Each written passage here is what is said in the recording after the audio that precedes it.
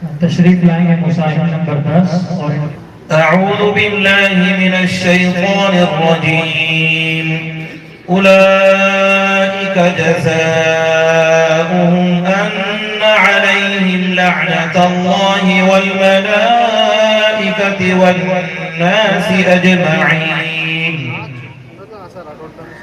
أعوذ بالله من الشيطان الرجيم. بسم الله الرحمن الرحيم.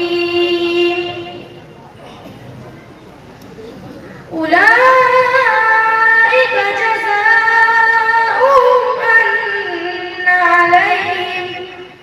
عليهم لعنة الله والملائكة والناس أجمعين خالدين فيها لا يخفف عنهم العذاب ولا هم ينصرون ولا يخفف عنهم العذاب ولا هم ينظرون إلا الذين تابوا من بعد ذلك وأصلحوا فإن الله غفور رحيم. إن الذين كفروا بعد إيمانهم ثم ازدادوا كفرا لن تقبل توبتهم وأولئك هم الضالون. إن الذين كفروا وماتوا وهم كفار فلن يقبل من أحدهم ملء الأرض ذهبا ولا يفتدى به أولئك لهم عذاب أليم وما لهم من ناصرين. لن تنالوا البر حتى تنفقوا مما تحبون وما تنفقوا من شيء فإن الله به عليم.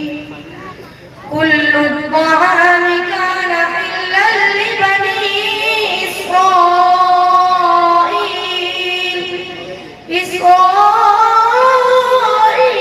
إلا ما حرم إسرائيل على نفسه من قبل أن تنزل التوراة. قل فأتوا بالتوراة فاتلوها إن كنتم صادقين. فمن افترى على الله الكذب من بعد ذلك فأولئك هم الظالمون. قل صدق الله فاتبعوا ملة إبراهيم حنيفا وما كان من المشركين. أعوذ بالله من الشيطان الرجيم ويحلفون بالله إنهم لمنكم وما هم منكم ولكنهم قوم يفرقون. أعوذ بالله من الشيطان الرجيم. ويحلفون بالله إنهم لمنكم وما هم منكم ولكنهم قوم يفرقون. لو يجدون ملجأ أو مغارات أو مدخلا لولوا إليه وهم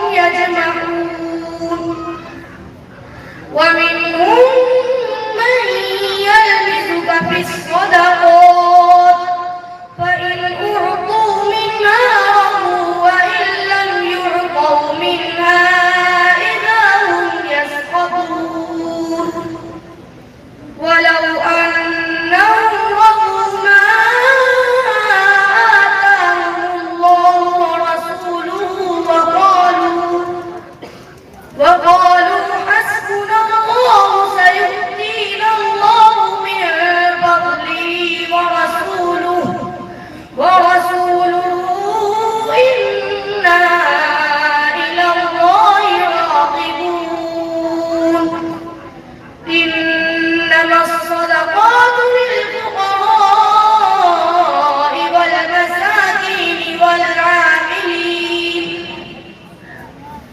والعاملين عليها والمؤلفة قلوبهم وفي الرقاب والغارمين وفي سبيل الله وابن السبيل فريضة من الله والله عليم حكيم ومنهم الذين يؤذون النبي ويقولون هو أذن قل أذن خير لكم يؤمن بالله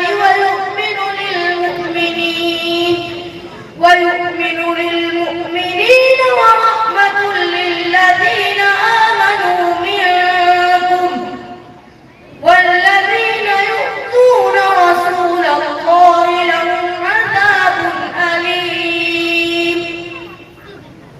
يحلفون بالله لكم ليرضوكم والله ورسوله أحق أن يرضوه إن كانوا مؤمنين أن يرضوه يا خير أن يرضوه من إدغام مع الغنة قاعدة होगा إن كانوا में इक़बाल हकीकी का कायदा होगा काफ का मखरज क्या है काफ का मखरज अदना अक्सा लिसान यानी ज़बान की जड़ मुंह की तरफ उसके मुकाबिल ऊपर का ताना रा का मखरज क्या है रा का मखरज ज़बान का किनारा माह कुछ ज़बान के पुष्ट के तनाया उंगलियां और लबाई के मसूड़े सदका